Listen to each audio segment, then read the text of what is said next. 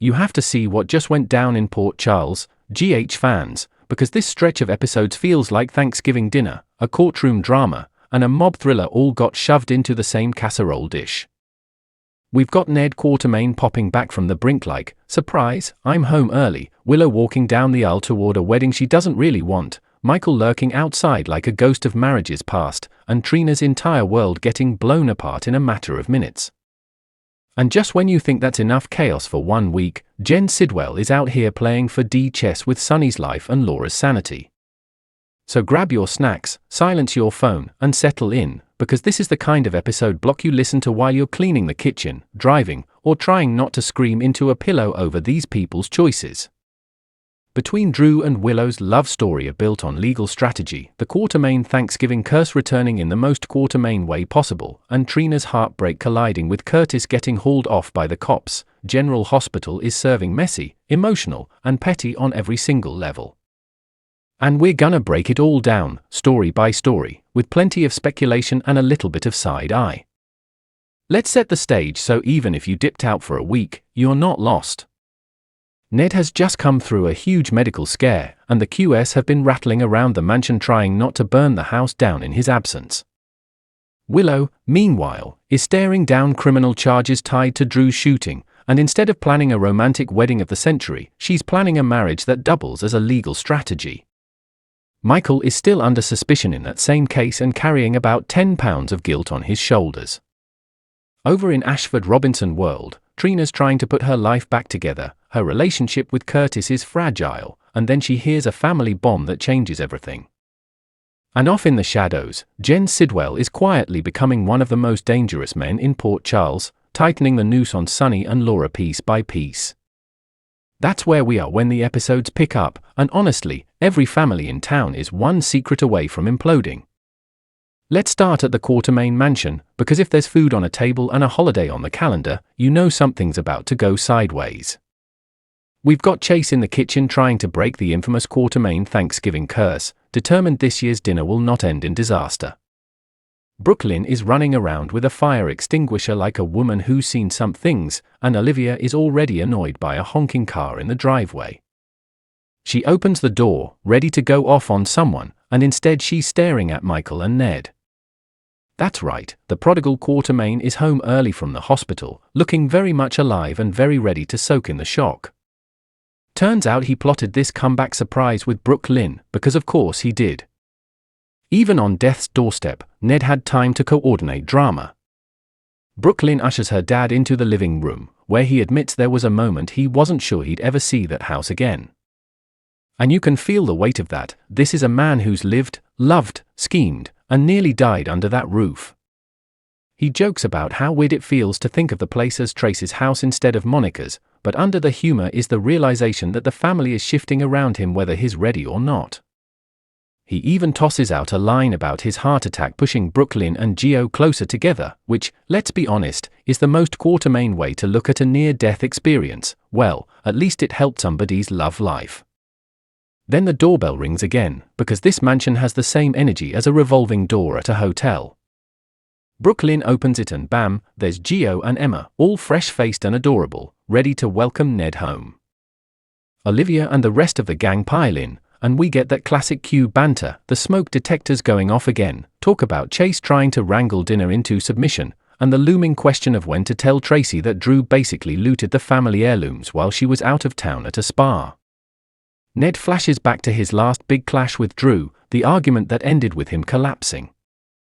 This time, though, coming out of that trauma, he agrees they don't need another war. For now, the Quartermaines are going to attempt peace. Which, if you've watched this family for more than a week, you know has a shelf life of about 5 minutes. We get a hilarious little side beat when Leo suddenly declares he's vegetarian now, no turkey, no meatballs, no chicken parm, nothing. Olivia looks like someone told her Thanksgiving is cancelled, but Chase saves the day with the world's most controversial addition to a holiday table, tofurkey. Somewhere, the spirits of Quartermaine's past are rolling their eyes. The meal actually looks beautiful, and that should have been their first sign they were doomed. Brooklyn and Olivia catalogue all the ways Thanksgiving has gone horribly wrong over the years: food fights, fires, pizzas, you name it. BLQ decides they've pushed their luck far enough. The answer? Donate the entire feast before the curse notices they got this far. So off they go to the hospital, where Portia is surprised by Isaiah showing up on his day off just so she won't be alone for the holiday. It's sweet and low-key, granola bars in the break room, little stolen slices of happiness in the middle of chaos. Then in come the Quartermaines with enough food to feed an army. Olivia thanks the staff for saving Ned's life. Portia mentions how Monica always looked out for the hospital crew, and it lands as this quiet, emotional tribute to a matriarch who's off-screen but still very present. After the donation run, the QS head back to the mansion, and just when you think they're about to starve, Gio has a plan. He steers everyone into the living room where Ned is waiting, and out come the pizzas.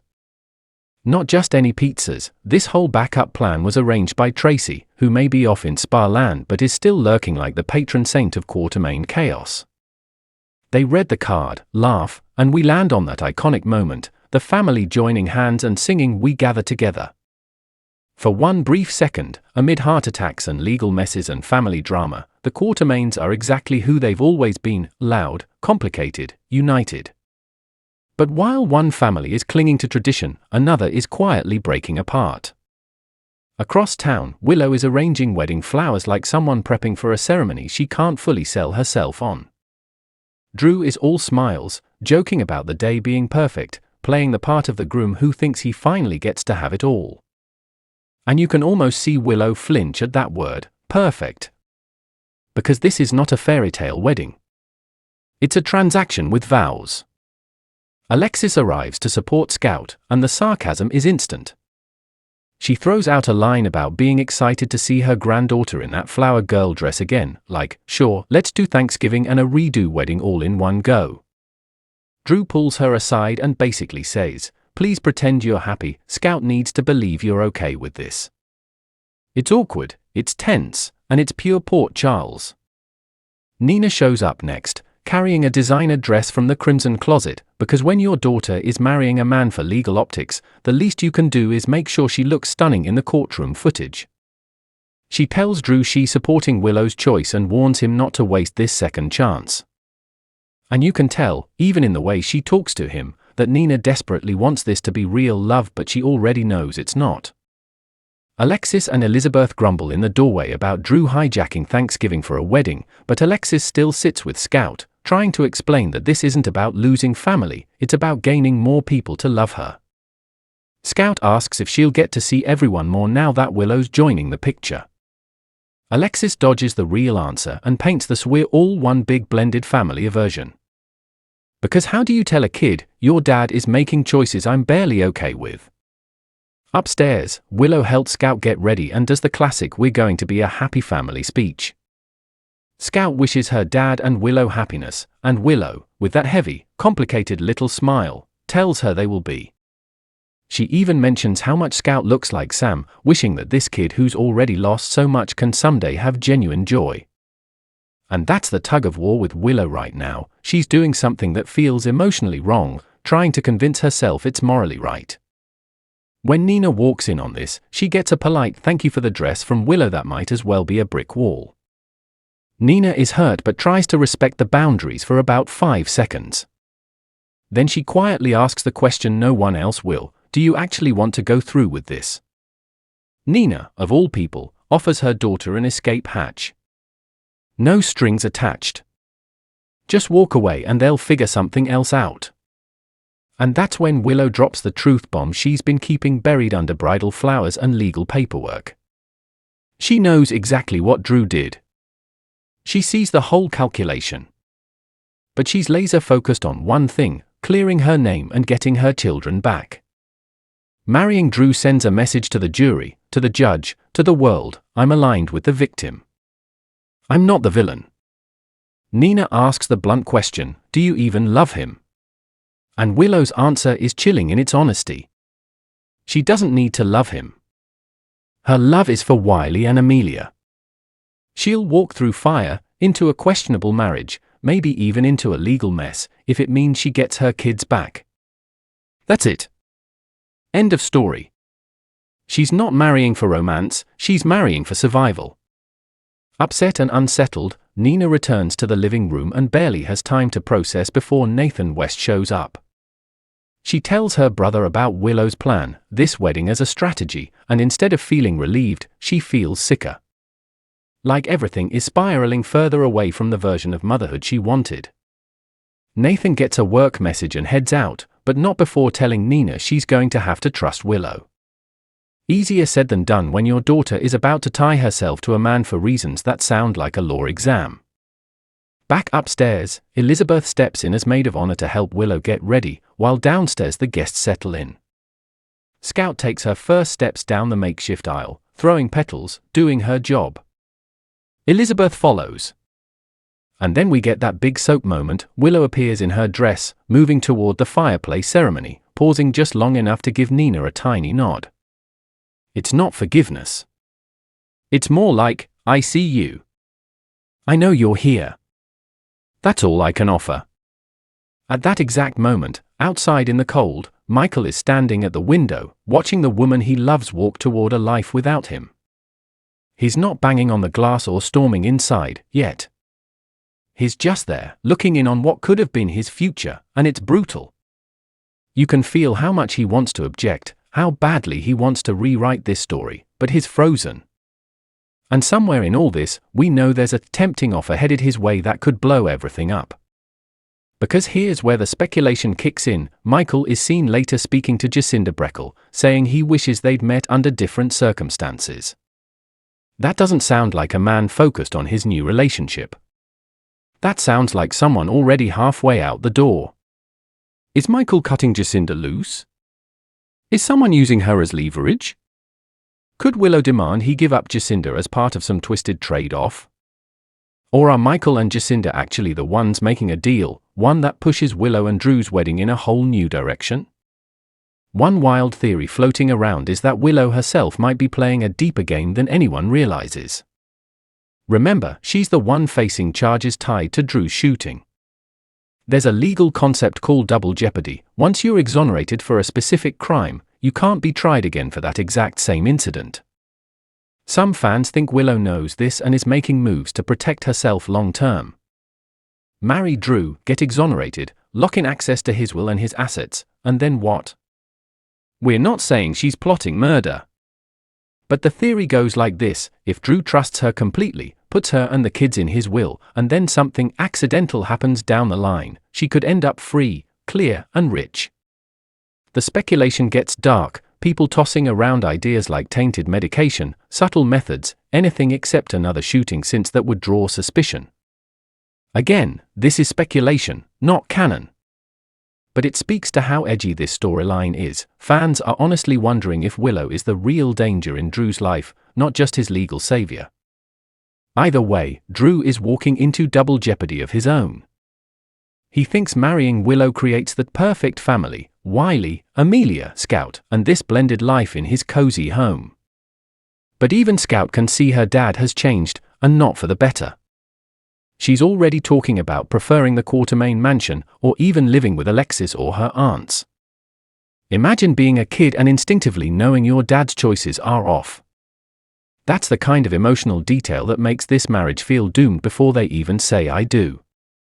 While Willow is walking toward a future built on shaky ground, Trina Robinson is watching her entire life crack open in real time.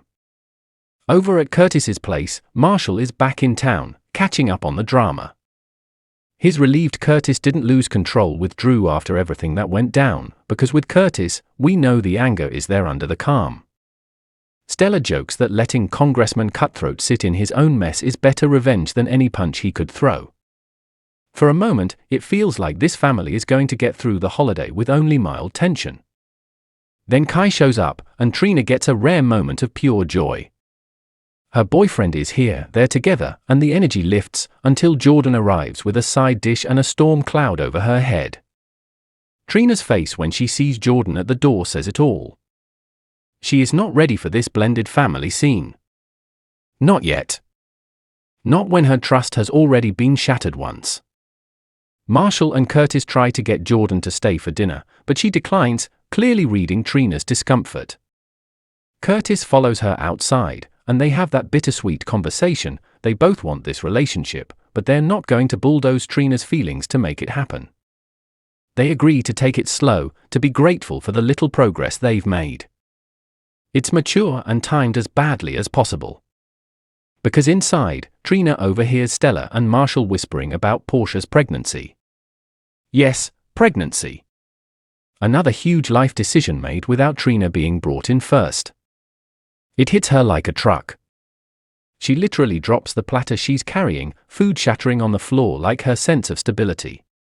After everything with Curtis's paternity, all the lies, all the half-truths, here we go again. Another secret. Another major change. And she's the last to know. She rushes outside, raw and reeling, only to catch Curtis and Jordan in a kiss. Not a vague, maybe I saw that wrong moment. A full-on, oh, so that's where we are now kiss. The betrayal is layered, her mother's pregnancy, her father's romantic life, the sense that everyone is moving forward with big decisions and she's constantly playing catch-up. You can practically hear the mental shutter slam down between Trina and her parents. Before Curtis can even explain, Nathan arrives with a police officer. And just when you think Trina can't take one more shock, he calmly announces that Curtis is being taken in for questioning in the attempted murder of Drew Kane. Talk about piling trauma on top of trauma. Your father's romantic mess? Check. Your mom's secret pregnancy? Check. Your dad hauled off by the cops as a possible would-be killer? Happy Thanksgiving, Trina. Curtis asks the natural question, am I under arrest? But the truth is, in the court of public opinion, especially with Drew's attack still fresh, just being led away in front of your family is enough to stain your name. Trina is left standing in the doorway, watching the person she only recently started calling Dad with her whole heart dragged away in handcuffs. This isn't just a plot twist. It's a direct hit to everything she's been trying to rebuild. Let's jump back to the lighter side of things for a second, because GH wisely gives us some breathing room with Gio and Brooklyn. Gio's feeling the weight of expectations, hinting that he doesn't want to do that anymore, whether it's the music, the pressure, or the constant push to deliver. Brooklyn backs him up, stepping into this almost mentor-partner hybrid role. She knows what it's like to be caught between family legacy and personal dreams. Dante's blow up at Gio still hangs in the air, complicating everything, but BLQ choosing to stand with Gio is a big step. It's a sign we're watching her grow from selfish schemer to someone who can genuinely support another person's career and heart. Meanwhile, over at Laura's place, we get a quieter but equally loaded emotional beat. Laura opens the door and there's Kevin, smiling and calling her beautiful, like no corpse has ever turned up in her trunk. Their reunion is sweet on the surface, but there's this thorny secret wedged between them, Henry Hank Dalton, the Professor Sidwell used as a pawn in his sick game. Laura is now caught between what happened, what Sonny knows, and what Kevin doesn't. The big question is, does she come clean, or does she protect him with another lie? And that brings us to the man pulling dangerous strings from the shadows, Jenz Sidwell. Sidwell has already shown us what kind of monster he is by using Laura's car as a delivery van for a dead body. Measure C failed, and with it, his easy path to controlling Sonny's peers. But does he lick his wounds and walk away? Absolutely not. He adapts.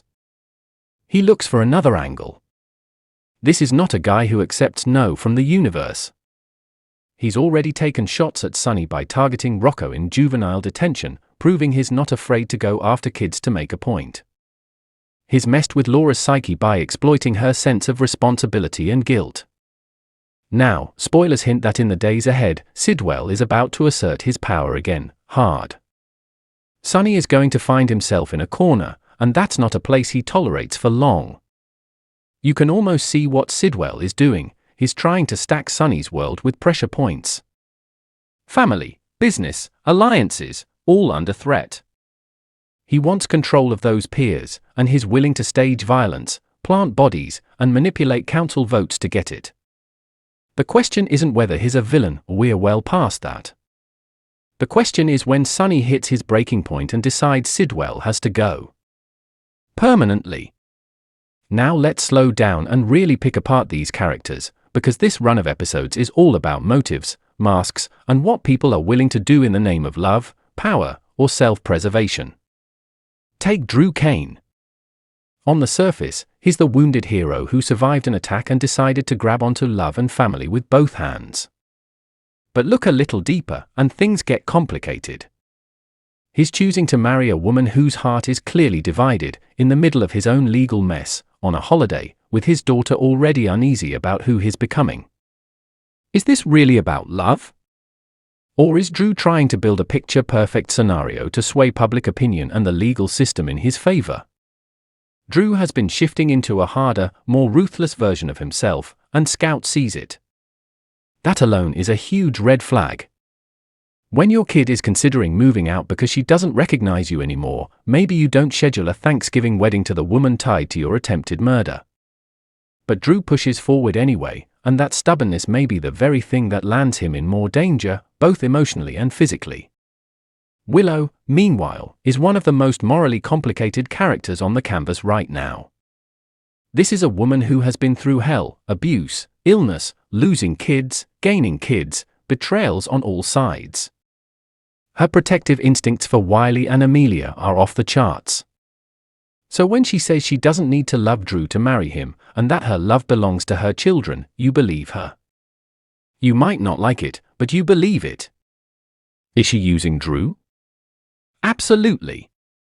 Is she lying to herself about what this will cost her long term? Probably. But does she see any other path to getting her kids back and clearing her name? In her mind, no. That's what makes her so compelling right now. She's not a saint. She's not a cackling villain. She's a desperate mother walking into a potentially toxic marriage because she believes the alternative is losing her children forever. Michael is caught in the crosshairs. He's the man at the window watching his great love slip away, while also being the prime suspect in the attack she's being prosecuted for. He's carrying guilt from every direction: his choices, Drew's injuries, Willow's situation, his relationship with Jacinda. When he tells Jacinda he wishes they'd met under other circumstances, it might sound polite, but emotionally it's loaded. Is he bracing to dump her? Is he already halfway back to Willow in his heart? And what's this tempting offer on the horizon? Could someone be dangling Willow's freedom, his own legal outcome, or even custody arrangements as a bargaining chip? Trina is the heart of her storyline, and she's getting hit from every angle. She hears about Portia's pregnancy from a half-overheard conversation instead of from her own mother. She sees her dad kissing another woman before she's ready to accept that dynamic. Then she watches that same dad get pulled into a criminal investigation tied to a man she knows her family already has ties to. Her trust in the adults in her life has been shattered so many times, and you can feel her starting to wonder, can I trust any of you to tell me the truth before it explodes in my face?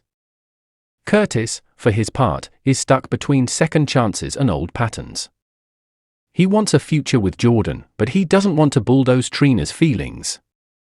He wants to be the stable, reliable father and partner, but his world is being dragged back into danger through this Drew case. Being escorted out by the police in front of his family might not be an arrest, but it's a public humiliation that's going to stick. Nina is, as usual, torn between wanting to do right and making everything worse. She brings Willow the dress, tries to support the wedding, and still can't resist asking the hard question. She offers Willow a way out, which technically is what a loving mother should do, protect her child from a bad choice. But it also risks blowing up the very plan Willow believes will save her. Nina's greatest flaw has always been not knowing when to step back, and you can feel her walking that line again. She wants to be the mom who rescues her daughter, but Willow is determined to rescue herself. Laura is juggling guilt and responsibility. Sidwell turned her into an unwitting accomplice by dumping Dalton's body in her trunk. She knows if this spirals, it could blow back on her, on Kevin, on her family's already fragile peace. Does she tell Kevin the full truth about what happened with Dalton? Or does she try to shield him, carrying the burden alone? Either path risks their marriage. Secrets kill relationships on GH, but so do ugly truths. And then we have Sonny and Sidwell, two men on opposite sides of the moral divide, both used to getting their way. Sonny's whole identity is built on protecting his family and controlling his territory. Sidwell is poking at both. We've already seen Sonny consider the nuclear option, getting rid of Sidwell permanently. The more Sidwell steps on his toes and threatens the people he loves, the closer Sonny moves to that edge. The question isn't whether he's capable, it's whether he can do it without triggering collateral damage that destroys everything he's trying to protect. Now let's lean into some theories, because GH is clearly setting the chessboard for some massive moves. Imagine this, the wedding actually happens. Willow marries Drew, putting on the performance of her life for the jury and the world. She testifies, she plays the devoted wife, and in the end, she's exonerated. Double jeopardy kicks in, no more prosecution for that specific attempted murder. But what if that victory comes at a cost? What if Drew slowly realizes he's more of a shield than a soulmate? How does he react when he sees the cracks in Willow's composure and recognizes they've built a life on fear, not love? Another wild theory, the wedding doesn't fully go off. Something, or someone, interrupts it. Michael, Nina, Jacinda, even Nathan with new evidence. Maybe Willow can't say, "I do" when it counts. Maybe Michael's tempting offer is tied to this exact moment, and we don't even know it yet. What if someone offers Michael a deal, sacrifice your relationship, your freedom, or your alliance with someone in exchange for saving Willow or blowing up Drew's case? Is he loyal enough, or foolish enough, to take it? On the Ashford side, what happens if Curtis is formally charged? Does Trina stand by him, or does this latest betrayal push her further into emotional self-protection? How does Portia navigate being pregnant while her daughter feels abandoned and her partner is dragged through the legal mud? Does this baby become a symbol of hope or a reminder of secrets and poor timing? With Laura and Kevin, there's a real risk of a major fracture. If she keeps secrets about Dalton and the way Sidwell used her, it'll eventually come out, and Kevin will feel betrayed. If she tells him now, she drags him into a dangerous cover-up that could cost them both. Either way, Sidwell wins by keeping them off balance and distracted, and that's exactly what he wants. Sidwell's long game is scary to think about. He might push Sonny so far that Sonny does something he can't come back from. Maybe Sonny takes him out, but not cleanly. Maybe there are witnesses. Maybe there's evidence. Maybe Sidwell anticipates this and sets Sonny up to take the fall. Or, in a twist, maybe Sidwell's plans blow up in his face because he underestimates how far Sonny will go and how smart Laura really is when she's pushed. As for Willow and Drew, the darkest fan theory is that she really is a danger to him. That once she's clear of charges and has full legal access to his life, she could accidentally finish what someone started. Again, that's speculation, not confirmed story. But the fact that viewers are even considering that possibility tells you how twisted and layered this plot has become. GH is playing with themes of trust, power, and survival, and nobody is walking away clean. By the time these episodes wind down, you're left with a checklist of emotional gut punches: Ned leading his family in song after nearly dying, pizza boxes stacked like medals of survival. Willow putting on a bridal gown that feels more like armor than lace. Michael watching from the outside, possibly losing the love of his life because of his own choices. Trina standing alone, her parents' secrets exploding around her like fireworks she never asked for. Curtis being led away, not as a hero or a victim, but as a suspect. Laura smiling at Kevin while hiding the darkness Sidwell dumped into her trunk. And Sonny quietly calculating how much longer he can afford to let Sidwell breathe. So, GH fans, what do you think? Is Willow making the ultimate mother's sacrifice, or is she walking down a path that could turn her into a full-on anti-hero? Will Drew wake up to the risks he's taking, or is he too deep in denial to see the danger? Do you think Michael is going to step up and fight for Willow, or step back and let her live with the consequences of her choices? Is this the beginning of a true Ashford family collapse, or will Trina, Curtis, and Portia somehow come out stronger on the other side of this mess? And let's talk about Jenz Sidwell. Is he the kind of villain who sticks around and becomes Sonny's long-term nemesis, or is he playing with fire and about to get burned in a way he never saw coming? Does Laura keep quiet to protect Kevin, or finally draw a line and pull him into the truth, no matter the cost? Drop your thoughts, your theories, and your wild predictions in the comments, because you know we're going to be back breaking down the fallout from every one of these choices. If you love these deep dive, messy, emotional recaps and want more GH breakdowns like this, make sure you hit that like button, subscribe to the channel, and turn on notifications so you don't miss a single twist. Port Charles is just getting started. We've got a maybe marriage built on legal strategy, a family Thanksgiving that ends in handcuffs and heartbreak, and a power-hungry shark circling Sonny's world. Stick around, because if this is where things are now, you know the next episodes are going to be even more explosive.